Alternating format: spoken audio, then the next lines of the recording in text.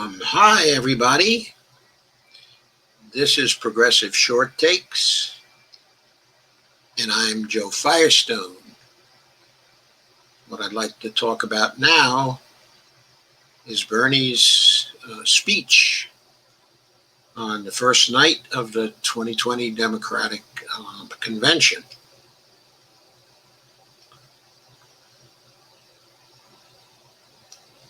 So here we are.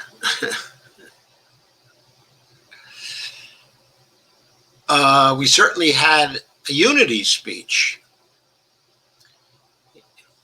And the purpose of the unity speech was to urge the progressive wing of the Democratic Party to join in a popular front with a wide range of other characters, including people from the Republican Party who used to be considered to be right-wingers, but who now claim that they're centrists, and who are opposed to Donald Trump.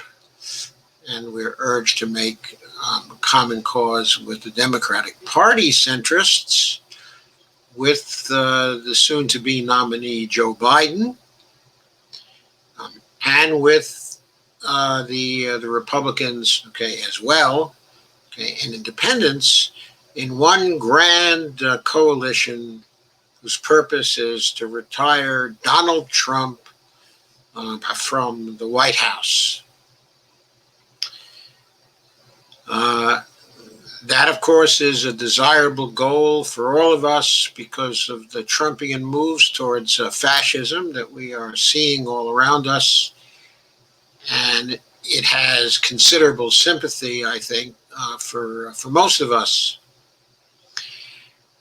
But the general thrust of the first night of the convention was to deliver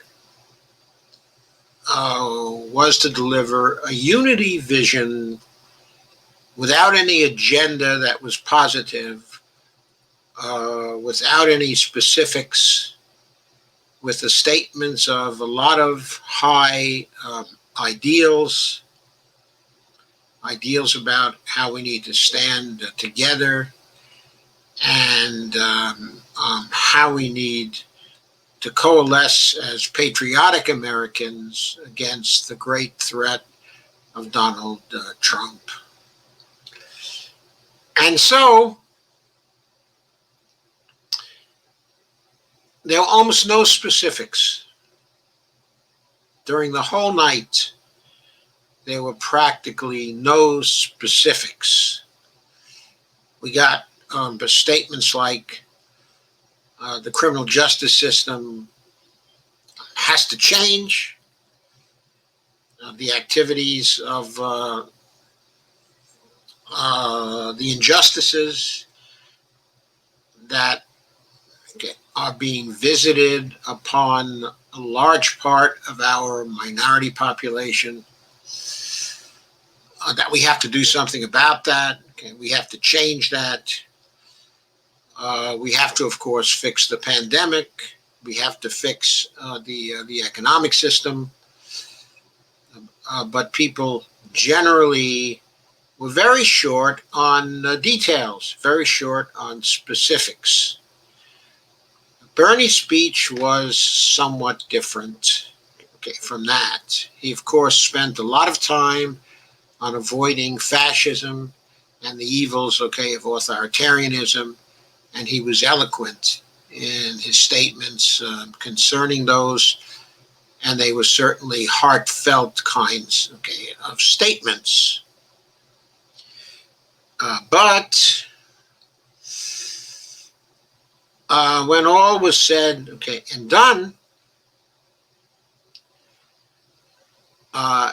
he also talked about some specifics. He talked about what he thought Joe would do. And here's what he thinks that Joe would do if Joe was successful in getting elected to the presidency. First, Bernie thinks that Joe would pass a minimum wage of $15 per hour.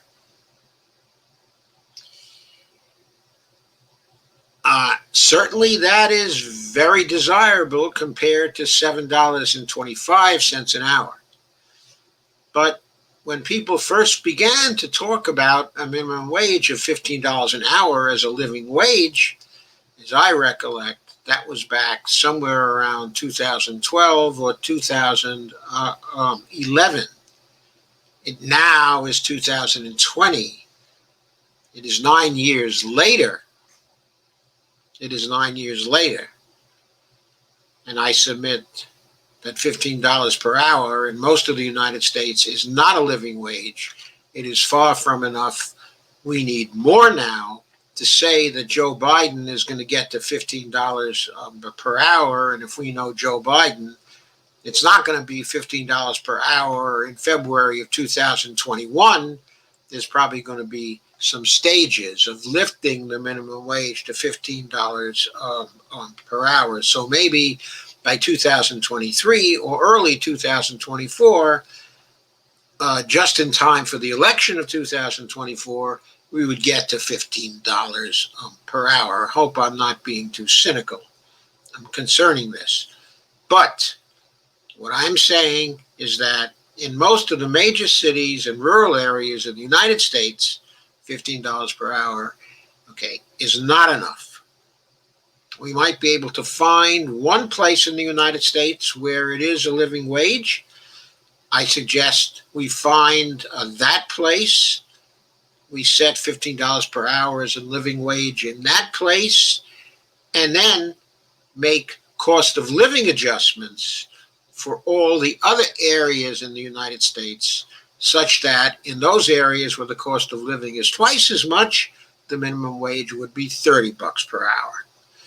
In other words, we're supposed to have a living wage for people. We want to see Biden pass a living wage. We don't want to see him pass $15 per hour per se. Second, he said, well, Joe is going to make it easier to join the unions. Well, that would be wonderful, but it would be nice to know what he was going to do. In 2008, there were Democrats, specifically the party, and as I recall, the presidential candidate, Barack Obama, who was promising that card check would be swiftly passed to make it easier for people to form unions. Guess what? Card check was never passed by the Democrats. They walked away from card check as soon as they got into office. Well, to say make it easier to join unions, is very vague. But what unions certainly need, and most of them favor, is card check. That's a specific proposal to allow people to check a card if they want to form a union. And if more than 50% of them in any workplace say they want to form a union, that's it. Then they can form a union. It cannot be blocked or stopped at all by management at that point. That's what we need to make the labor union stronger right now, to make the union movement stronger right now. I don't see Joe Biden talking about card check, but do you? What about create paid family leave up to 12 weeks? Well, this was certainly in the recommendations Biden got from his task forces. I don't see him talking about paid family leave up to 12 weeks yet. But, perhaps Bernie is right and he's for paid family leave up to 12 weeks. I'm sort of inclined to believe that because it's the least he could do, since we're the only major industrial nation that doesn't have any family leave. Fourth, he said that Joe would fund a universal pre-K for 3 and 4 year olds. Well, that would be wonderful. If that were to happen, that would be really wonderful. That would be an equalizer for many people. It would help a great deal to facilitate equality of opportunity in the United States, which we are quite far from now. Let's hope Joe Biden would do it. Then 5, it was said by Bernie that Joe would make child care affordable for millions of families. Well, I really, really find the imprecision of affordable for millions of families to be a problem. That is terribly vague. Nobody ever knows what affordable means. It means different things to different people. I like Bernie's proposal far better, which was free child care for all Americans who want it.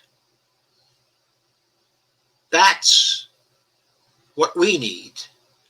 That's what people need. We have a long history in the healthcare area of people promising affordable healthcare and then delivering anything but affordable healthcare.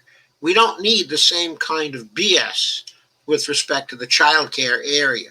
We need a commitment to government funding of healthcare for families so both partners can go to work. That is what people need right now. 6, he said Joe Biden would rebuild our crumbling infrastructure. Well, Joe Biden has released a plan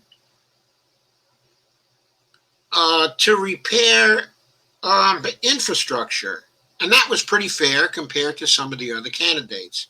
He seems to be for infrastructure. He'll probably do something in that area. He'll probably be able to find common ground with some of the Republicans in that area, especially if some of the Trumpian Republicans should lose this time around. Next, he said Joe would fight the threat of climate change by getting us to 100% clean electricity by 2035. That is the commitment that Joe Biden has recently made.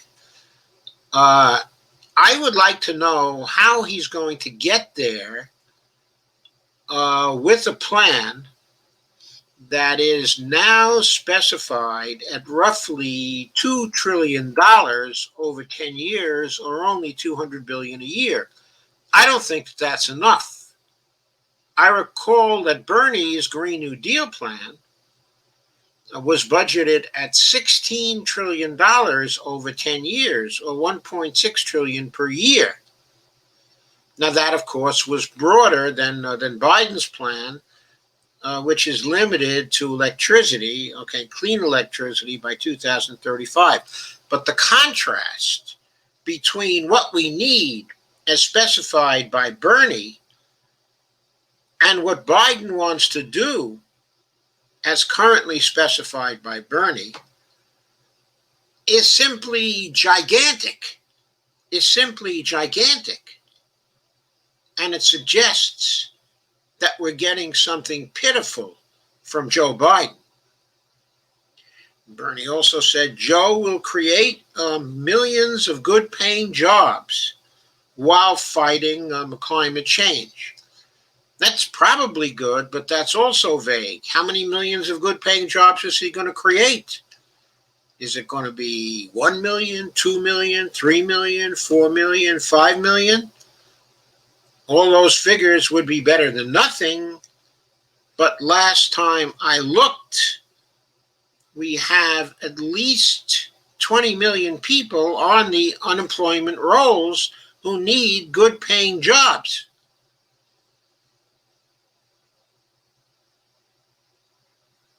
That's a small bite of the apple. Millions of good-paying jobs is a small bite of the apple unless it's many, many millions of good-paying jobs, which I don't see getting done for the level of expenditure Joe Biden has specified. And Bernie says Joe has a plan that will greatly expand health care and lower prescription drug costs. From what I saw of Joe Biden's plan, he plans to leave 10 million people still uncovered by insurance, even if his plan is successful.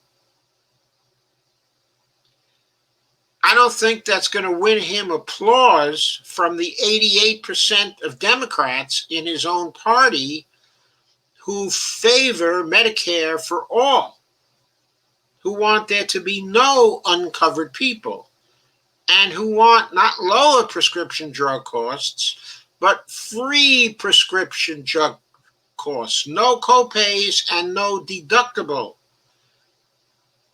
Joe's plan is extremely weak tea compared to Bernie's own plan, and even weaker tea compared to Jayapal's plan, as specified in the H.R. 1384 bill. And Bernie then says, Joe will lower the age of Medicare to 60 years of age. My God, there were centrist Democrats in 2009 who were offering 55 years of age. They were proposing a public option, and the nature of the public option was to lower the age for Medicare to 55 years of age. There were proposals for that in Congress. For God's sake, it's 10 years later, and Joe Biden can only come as far as 60 years of age? And what happens during a pandemic when people under 60 years of age have to be covered? Then Bernie said Joe Biden would reform the criminal justice system. He will end private prisons, detention centers, cash bail, and the school to prison pipeline. I haven't heard him say that he would do that. I haven't heard him say how he would do these things. But of course, Joe Biden is notorious for being tough on crime. Now, he may be changing now. He seems to be softening a bit. Well, of course, he's running for president now. So you would think that he was going to soften a bit. But where is his passion for reforming the criminal justice system? And by the way, the biggest issue in the criminal justice system right now is ending police brutality,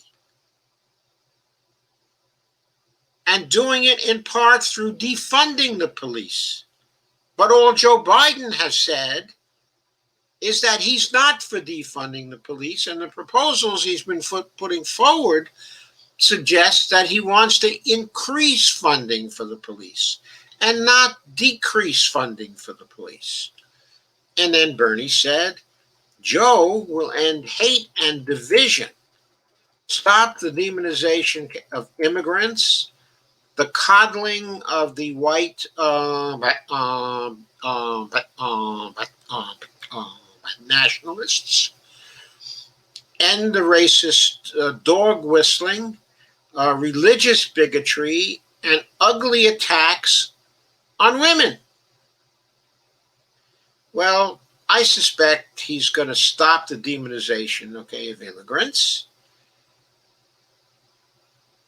and the coddling of the nationalists and the racist dog whistling.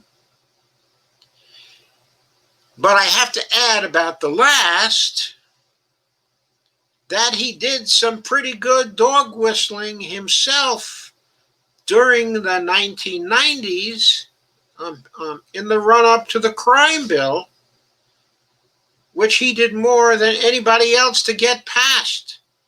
The crime bill that put millions of black people in jail. I don't think I need to rehearse that much. I think it's well known to everybody. He did but dog whistling of a racist kind back then. Hillary Clinton also did it back then. Now, Bernie Sanders never did it, of course. He talked against it. But how do we know that Joe Biden has changed his tune on that? So while Bernie was the only person who delivered specifics, the only person who did not speak in glittering generalities concerning why Trump has to go and what we have to restore in our national political system. His specifics were generally very much open to doubt in relation to Biden keeping his promises, if indeed he's promising all of that. Okay, and it's also weak tea in terms of the content of the promises. So that's what we have to face, okay, at this point. I think if Joe Biden wants our votes on the progressive end, he still has to win those votes with a vision that is positive. He still needs to come over to the progressive side. He may think he can win without us, and he may be able to do that. Trump is so dreadful at this point that I expect Joe Biden is going to run away with it. I've gone on record as saying this. I'm still on record. I think that he's going to have a landslide. But whether he will get the landslide in Congress he needs to really move the political system, that is another question. If he wants that, he needs our help, not only our votes.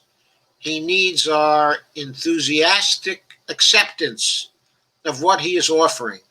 And to have that acceptance, he needs to offer real things, not weak tea, things that solve our problems. A radical reform of the criminal justice system, a Green New Deal, and above all, Medicare for all. How can a party and how can its leader claim to be democratically selected when they will not endorse a policy supported by 88% of Democrats? How can that be?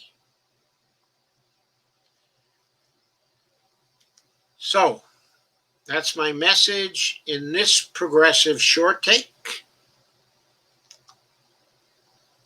I will see you shortly for another one. And thank you for coming. Oops. I think I overstayed my welcome once again.